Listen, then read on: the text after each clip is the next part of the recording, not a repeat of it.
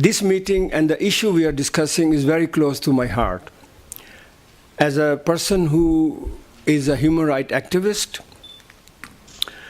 I think that to have a religion, to practice it, and not to be discriminated, harassed, and vilified is our human right. And I'm saying that not as a follower of Muslim. I am a deeply religious person, like my friend on my left, but as a co-citizen of this beautiful continent, which claims that it is democratic and everybody enjoys the same rules and laws in this continent.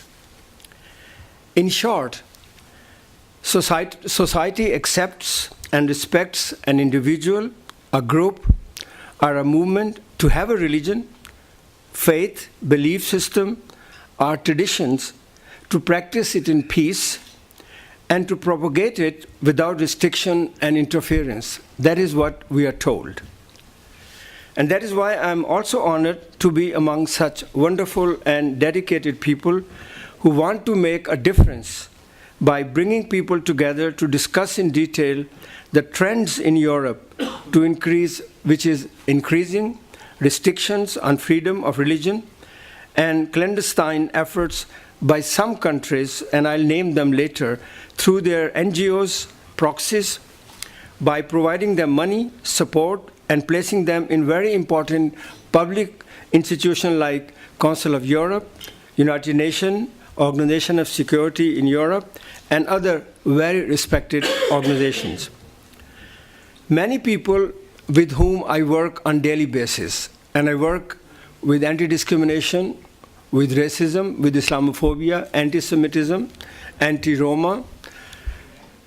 And it is very sad for me to tell you that when I told them that I was coming to this meeting to speak about small religion, about what they call sects and cults, they told me to be careful. And those people are called themselves fighters for human rights. They fight against racism. They want to eliminate discrimination and intolerance. But when it comes to those religions which are small in their opinion and which are constantly attacked in the media, especially the Western media, the same decent people all of a sudden become prejudiced and intolerant. It is very heartbreaking. I simply do not understand how can a person fights against discrimination and then is discriminated against some other people.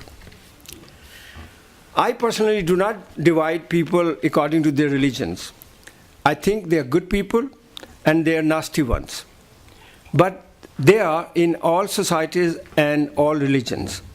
There is no religion, in my opinion, which has a patent on goodness and nobility, not even my own religion, which is Islam, and definitely not Christianity. If everything the Western media says about Islam is true, then I must be the most primitive, intolerant, undereducated, and fanatical terrorist of all time, and I'm definitely not. I think that the holders of this so-called Western civilization are actually afraid to admit that there are other alternatives to their ways and their alternatives to living in a very peaceful and loving life without being part of a bigger religion. In the month of June 2001, something very unusual happened in the French history. French President Jacques Chirac, he signed a bill which practically prevents small religions and faiths to exercise their right to propagate and recruit new followers. The main argument for the law was that it will scare New Age religions and sects to brainwash people, and it was dangerous and oppressive. Therefore, it is clearly the duty of the state to act and to protect the citizens. It is worth remembering that the same French state does not allow Muslim girls to wear scarves in school, Sikhs to wear their turbans, Christians cannot wear a cross, and Jewish people they cannot wear their kippas. I call it secularism gone mad by attacking all religions. Of course, it would be difficult to argue against or even for, because each state has its constitutional duty, is sovereign, to protect its citizen from what they call external and internal threats. But the problem is that when a state chooses to attack certain religion and not other religion, then it is, in my eyes, discriminating. Some visible attacks are conducted by other organizations, what Eric was talking about. They are the French official bodies. They are created to fight against abuses by sects, as they say. In reality, it is nothing more than a group of French right-wing establishment trying to monopolize all religions and moral space in France and do not allow other religion to operate in this space. The second worrisome aspect is, and especially particular with this law, is that it did not remain a French issue, that from France, other countries have learned and have started doing exactly the same thing. For example, Germany, Austria, Belgium, my own country, Denmark, and Russia are some of the countries where very powerful campaigns have been launched not only against New Age religions or sects, but also against established religions such as Judaism and Islam. They are very active anti-sect lobbies that morally, financially, and politically inspire, support, and back unending propaganda, and thus are directly responsible for political climate, which is discriminatory, and passing the laws which are passed without asking the public. And we can now ask, where are then human rights of individuals in these European countries? Why religions like Scientology, Church of Unification, Hare Krishna, Jehovah's Witnesses, and hundreds of other religions are being discriminated so openly without anybody raising their voice?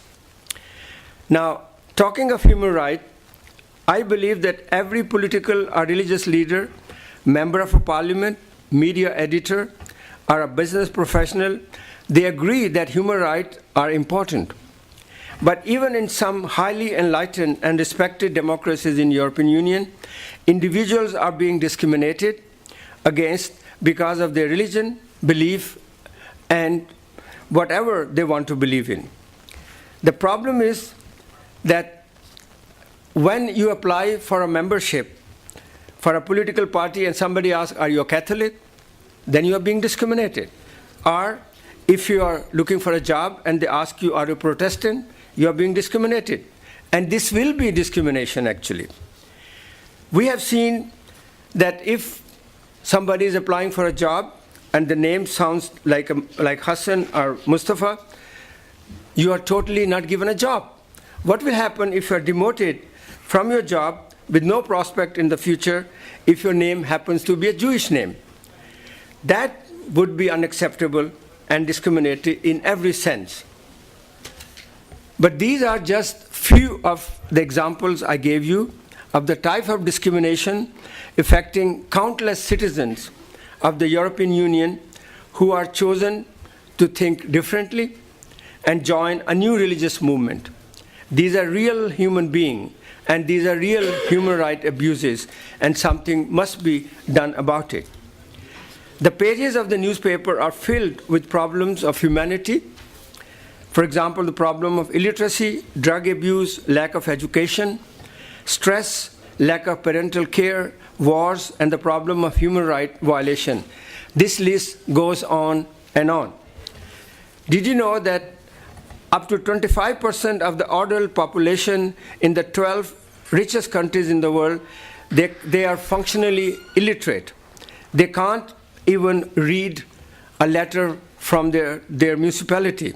Now, this kind of problem we should be talking about. We seldom hear about solution. We talk about problem, but very few people offer practical solution. And that is when the new religion come in the picture. They're trying to come up with solutions. At least we can appreciate their efforts instead of criticizing them all the time. I also believe that if an individual is mistreated, he or she is abused, taken advantage of, or being brainwashed, as the government say, but then, of course, a state can take that organization to court. It's as simple as that. But instead, what is happening is that organizations and states are campaigning against religions, not because they are brainwashing or they are being sects or cults, but because they are offering an alternative lifestyle. Now I want to share with you something very recent, which is very, very personal, which happened to me a few months back. As I said to you, that I am a non-religious person, and that experience I had made me really furious, sad, and also aware of the inner working of such organizations which are working to spread hate and false rumors against religion, small and even big. As some of you know, EMISCO, my organization, had a conference about Islamophobia in the European Parliament in Brussels in January 2013. There, a lady gave me this book. This book is called Religion, State, and Society. And I go to a lot of conferences, I get a lot of books, so I just took it and put it on my table. I didn't read it. After a while, the same lady called me and said, you know, there is a conference in your city, in Copenhagen, where I live. You should go there. I said, what is this conference about? She said, there is an organization called FOREF. They are going to hold an annual meeting.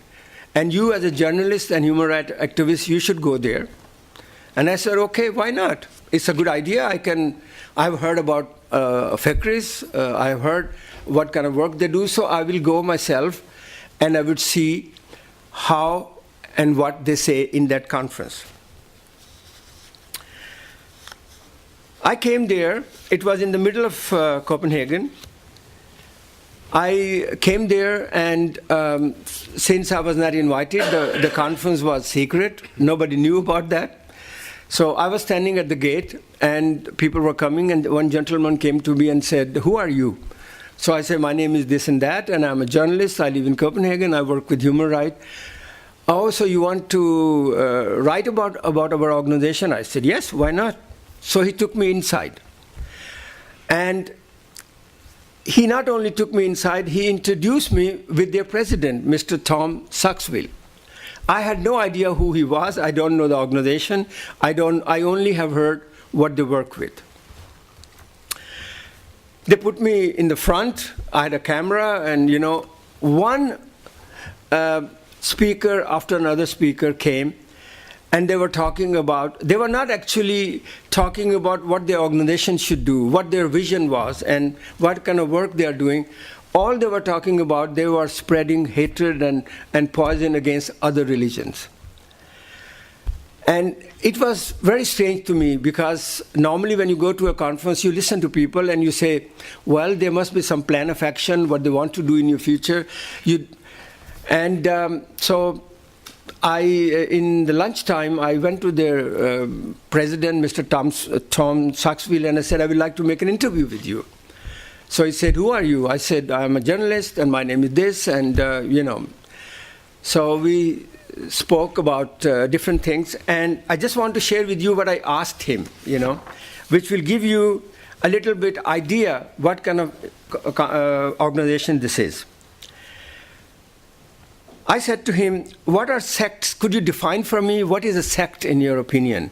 And what is a cult? And how FOREF advises its member or organization? Then I asked him, don't people have a right to form or belong to a religion or a sect or a cult? I also asked him, if sects or cults or small religion break the law, why don't FOREF take them to court instead of campaigning against those religions? Then I asked him, what was FOREF's position with regard to indoctrination going on in the large organized religion. Why FOREF was working closely with organizations like CRS from Russia, whose head, Mr. Alexander Dovkin, is famous for anti-Islam lecture and is the vice president of FOREF, and why a large part of this program was dedicated against Scientology. When I asked him this question, he almost shouted at me. He said, "Are you a Scientologist? Are you here as a spy?" I said, "Mr. Saxfield, I am not a Scientologist. I gave you my card. I am a human rights activist. Actually, I have a Muslim background, but I'm not a religious person. Your treasurer, he invited me in." And then he went on the podium and he said, "There is a spy from Scientologist, Mr. Bashy Quraishy. Please be careful. Don't give him any interview. Don't talk to him." And I calmly explained to them, I said, "Look, I have nothing to do with Scientology. Of course, I am invited sometime to speak to their conferences about human rights." And then they encircled me. There were 8 people from their big,